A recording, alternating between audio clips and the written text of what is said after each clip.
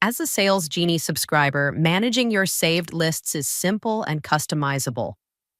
Every week, the database is updated, and you can choose to receive new leads that match your saved criteria and hide leads that no longer fit your search criteria. Or you can leave the search as is to work it from that moment in time.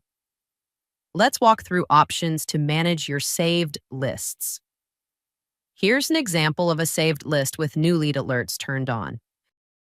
The prospects number shows the total leads based on your criteria. If there's a number to the right, that's how many new leads have been added since the search was saved. Click the list to open it. At the top, you'll see a blue banner. Click it to filter and view only new leads. To turn on new lead alerts, go to the Manage tab in the top right corner. Under New Leads, switch to Yes to automatically add new records that match your filters. You can also receive email notifications by entering your email address or additional recipients in the box below. Another option is to hide records that no longer match your criteria. This can be done under List View Preferences.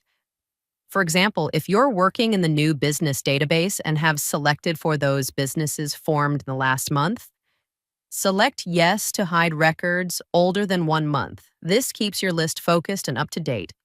To unhide records and see past results, simply switch back to No.